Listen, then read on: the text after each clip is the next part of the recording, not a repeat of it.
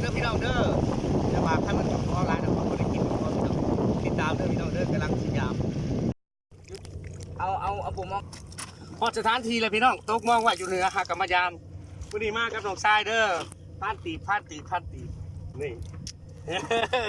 เป็นหากินหมานนะแบบไปหากินน้ำเด็กน้อยเลยมันหมานพี่น้องเพราะว่าแขวมันกำลังแหลมเนาะอันนี้คือวิธีชาวบ้านเด้อพี่น้องเด้อตกมองว่าเลยต้องยามเนาะ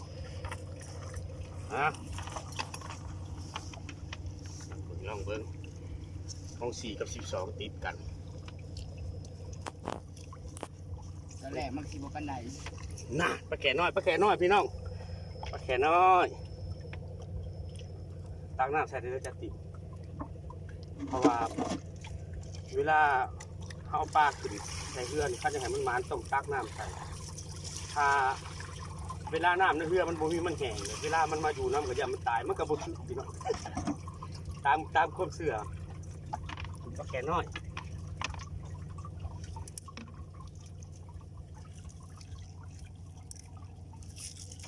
น่ะปลาปากพี่น้องปลาปากเป็นเลยพี่น้องเด้อเพราะท่านได้ตายเลยโอ้ทับเปิดขั้นสมหมูแดงนี่เฮ็ดแจวนะว่าตัวขักเลย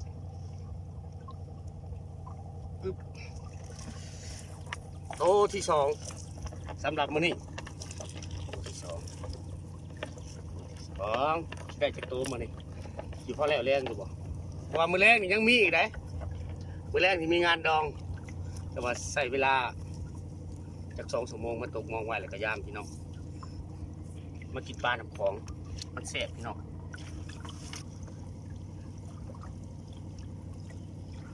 นี่อันนี้ปลาเปลี่ยนพี่น้องปลาเปลี่ยนเนาะเป็นปลามองสีเลยพี่น้องปลาเปลี่ยนนี่ก้อยก็บ่ได้ลาบก็บ่ได้มันคิ้วปิ้งอย่างเดียวกับต้ม3แล้วปลาเลยค่ะกับปลาหน่อยคักเลย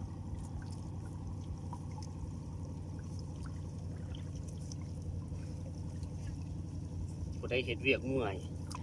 ผู้ใดไปถึงดวงดาวอยากมาอยู่พักผ่อนแบบบ้านตัวเองแบบสบายก็แบบที่เลยพี่น้องเคยอยู่มาแบบสิเนาะนี่ปลาเปลี่ยนพี่น้องพอแล้วเลี้ยงอยู่พี่เนาะก็ได้3-4 ตัวเลย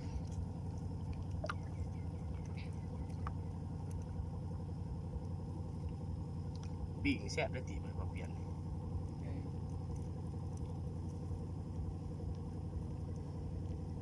ส่วนแรกครับพดปลาทุ่นแตบมันออกตา1 โลตัวพดปลาในพดแบบห้าบ่อดีพดแบบนี้บ่ลึกเล่นยิ่งยากเนี่ยกันทำตาแตบเนาะ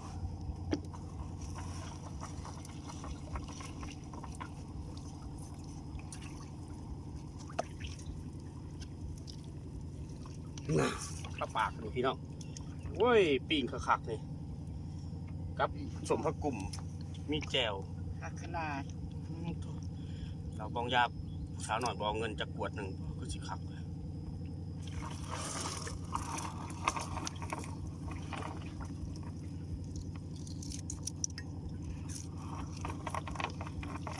ได้3-4 ตัวเลยเด้4 ตอนเพื่อสิเบิดก็คือสิได้แล้วแรง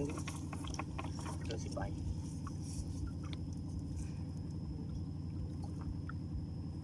ปล่อยมันเป็นน้อยเด้เอาไปเป็นใหญ่กับแม่เอามาเป็นใหญ่ก่อนปล่อย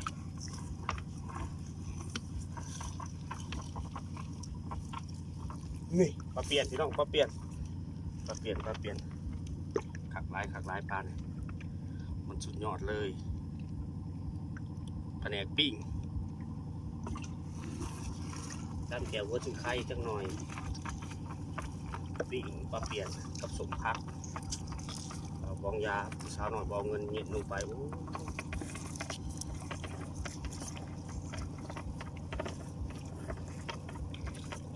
เกือบบ่ได้มันชีบาทช่วงใช้ปลาพาอยู่หลุมมะขุบมันก็เนาะเด็กบาทจังหน่อยแม่เลยดิเราติดเนาะจะหาพวกตัวได้นี่มาเรื่อยๆพี่น้องที่แรกขึ้นมาชีวิตเนาะถึงมาบ่ลำบ่รวยยังกระยาเนาะพออยู่พอกินพี่น้องเอ้ยมันดุมัน การแต่บริกินยัง ที่ข้าเราบริกินพี่น้อง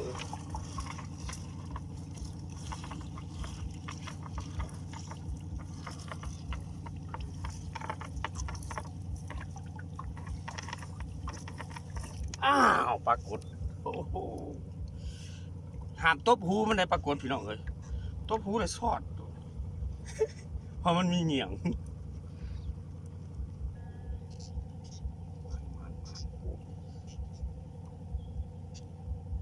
ถ้าผู้ได้เห็นเวียกนักเมื่อยพี่น้องจะลืมเปลี่ยนอารมณ์ไปนี่เด้อพี่น้องเปลี่ยนอารมณ์ก็คือเอ้าที่ผู้ขาเนี่ยอยู่เทิงเวทีกะห้องเพลงมวนซืนสู่กับชีวิตพี่น้องแต่งเพลงหลายก็เจ็บประสาทเจ็บหัวบัดลงมาหลายมองเนี่ยเศร้าเจ็บประสาทเลยพี่น้องท่านละคืนมาแบ่งเวลาแบ่งส่วนมันถึงพี่น้อง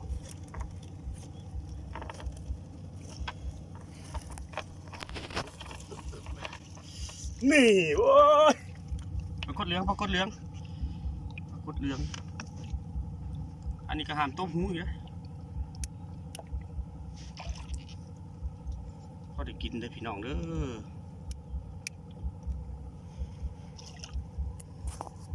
น้ำสกุลลูกในคลอง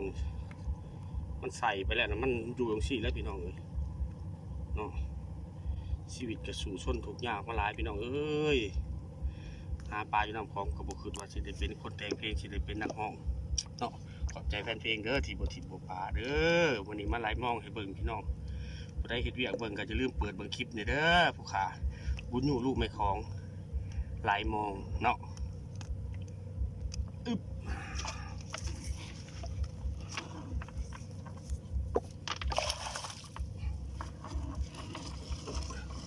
เจอปลาตู้ใหญ่นี่แม่เนาะอ้าวมาเปลี่ยนมาเรื่อยๆครับประจมาตลอด คันแมนผู้สาวกับผู้สาวเก่านะหาใส่บ่ได้กับแมนเพิ่นนี่แหละ เออ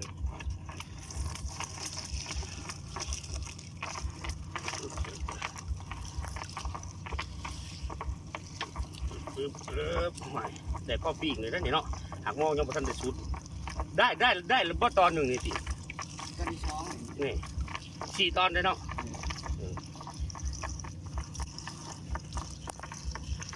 นานปรากฏพี่น้องว่าโลหนึ่ง6-70 พันหมดเลยพี่น้องเอ้ยมันถือได้เฮาบ่มีเงินหลายเฮาก็หากินพี่น้องเอ้ยเนาะเอิ้นว่าการได้กินอาหารสดๆนี่มันสิแซ่บมันสิพาให้หน้าเฒ่า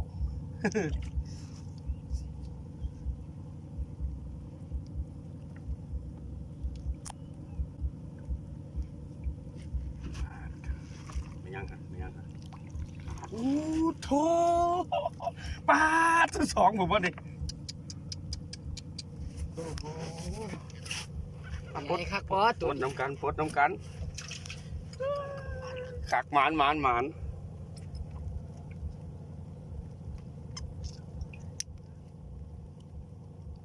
ครับ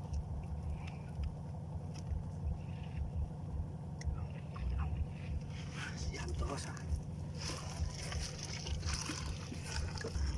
ก็มันได้4 ตัวแล้วว่าปรากฏนะอีก5 ตัวเลยเนาะ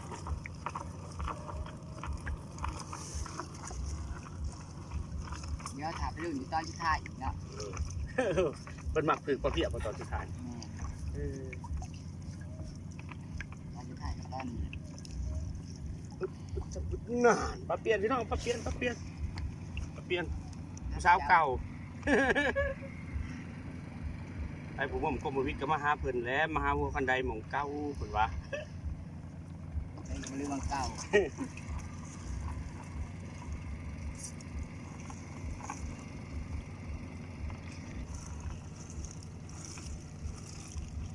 ปลาปากกัน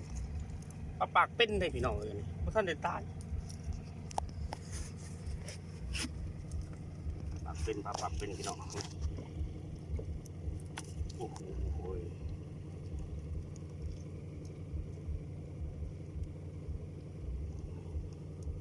ครับ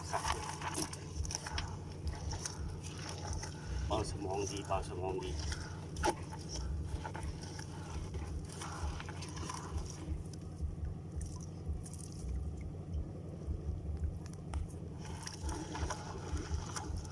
นี่โอ้ปลาย้อนตาโลพี่น้องเป็นปลาที่อันตรายที่สุดในบรรดาสายเหงี่ยงเนาะถ้าผู้ใดจับบระมัดระวังถือเสียบมือเด้อพี่น้องเด้อ อันตรายกว่าปรากฏ อันตรายกว่าปรากฏเพราะว่ามันแกงศอกได้ทุกมุม อันนี้ถือมองผันไว้ซื่อๆพี่น้องถ้าถือเบ็ดไปจับโลดเรื่อยๆนึกว่าถือมือเลยเสียบมือเลยเป็นราคาพี่น้องจัดอยู่ในอันดับโลนึง70,000เลยพี่น้องเด้อนี่แหละคือว่าปลาน้ำคลองโมเลียงตายเกี้ยงตะหึงผู้ใดกินปลาอะไรสมองดีเจ้าพ่อแมนพระจักเนาะกี่มันบ่มีเงินซื้อซีนพี่น้องเอ้ยไปหาโรงเรียนแต่ขายพี่น้องก็กินแต่ปลาเนี่ยเฮียนก็บ่ได้ดอกปัดมาทางเพลงก็คือคล้ายๆแน่จังหน่อย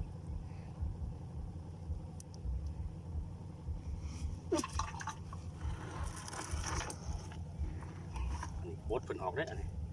เป็นรุ่นสืบทอด แล้วมันก็เป็นตัวใหญ่ๆมาให้เห็น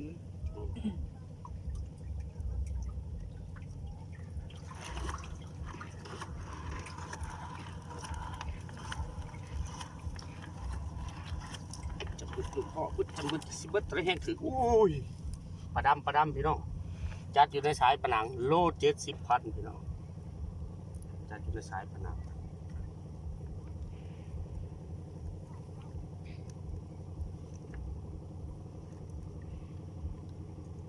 จัดอยู่ในสายผนัง70,000ครับน่าจะคือหนูกับเจียเนาะ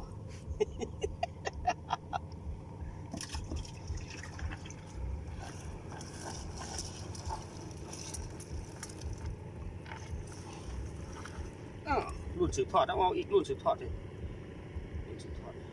ก10 ปีข้างหน้าแล้ว ประเภทปลาน้ำคลองที่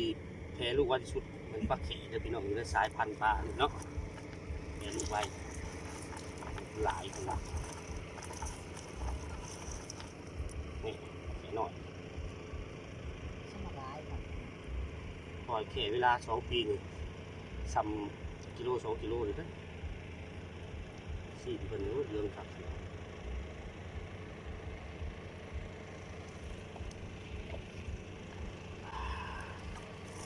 ท่านซ้ำกินแรงนี่มันก็ซ้ำอยู่ว่าโอเคเลยเนาะถึงเนาะมองท่านสุดเลยพี่น้องเอ้ยเอายามไปเรื่อย คนสิเบิดแล้ว ๆนี่เอาอีกแล้วปรากฏพี่น้องอยู่บ้านเฮานี่พี่น้องเอ้ยคันดูคันมันบ่ฟังบ่มีแต่คนอยู่กินพี่น้องเอ้ย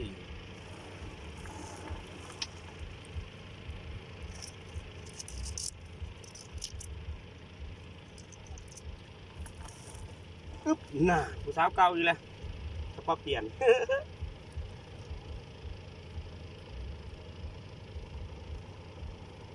มันไปเรื่อยมันไปเรื่อยมันไปเรื่อยมันไปเรื่อยมันไปเรื่อยมันไปเรื่อยมันไปเรื่อยมันพอมาปึ๊บปลาเปลี่ยนอีกแล้วคันไปมีผู้สาวเอาผู้สาวมายามน้ำหนึ่งขักได้พี่น้องเอ้ยได้ตัวทวิตกับหอมแก้มเบื้องซ้ายได้ตัวที่2กับหอมแก้มเบื้องขวาได้ตัวที่3กับชุดแรกตัวผูเกี่ยว อ้าวมาถืออีกเลยว้าวจะได้ไหมถือป้าถูกปรากฏพี่น้องปรากฏมันถือตั้งแต่น้ำคนขี้ร้ายได้พี่น้องคนหล่อๆมันบ่อยากถือมันบ่มักคนหล่อคนมักของดำๆคนดำๆแบบนี้หาปลากับหมานพี่น้องเอ้ยแต่เสียที่เวลาขึ้นโคกไปหาผู้สาวบ่หมานเพราะว่าหน้าตามันสูงบ่ได้พี่น้องเลยมาหาปลาคือเก่า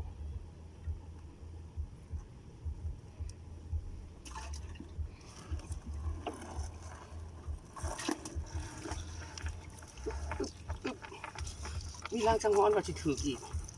มีร่างสังหรณ์ว่าสิถืออีกโธ่บ้านนี่เป็นแห้งใหญ่พี่น้องปรากฏอุ้ย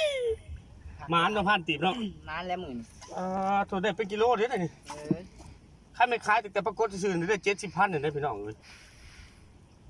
โอ้ตัวหมานเว้ย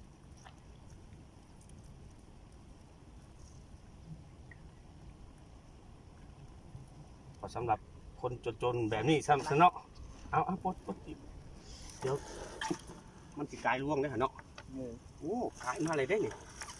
มันสิกายโคตรเอาอีกแล้วเอามาอีกแล้วตีบโอ้โห ข้างนอกมันจะเป็นแบบนี้แหละ หมานตีเนาะหมานขนาดเว้ย ถักร้าย สุดยอดเลยสุดยอดเลยถึงบอกว่าเป็นตัวใหญ่ก็อยาข่อยนี่ประเภทกินปลาเขามักตัวน้อยไปสิมันได้กินบนตัวมันแสบปลาตัวใหญ่มันบ่ขับมันกินได้แต่ตัวเดียว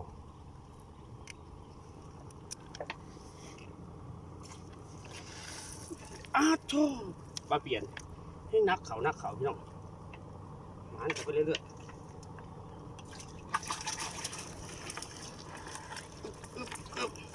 มีลาสังหรณ์มาจิถืออีกแล้วนี่ ย่างช่างห้อยมันก็แล้ว เทปบาดทีตีบเฮ็ดได้ตีบซาวเขาเลยบ่ เช้าเรื่อย ซาวเลยเนาะเอ้า เช้าเรื่อยนะ ทุป้ามีแต่ปรากฏ เอาไปเลยเนาะมันก็แล้วเนาะ ทุมีแต่ปรากฏพี่น้องทุปลาขันยังเอาตอนนอกนี่ป้าทุมาพี่น้องมาขนาดมาพี่น้อง อย่างนี้ไม่ต้องคุ้นนะเอาไปเลยนะ ถือจนเกาะพี่น้องร้านมีทุกปลาสะจนมันเกาะอุ้ยปรากฏพี่เลิกที่เราตีเนาะอุ้ย โอ้ย ปรากฏพี่น้องปรากฏถูก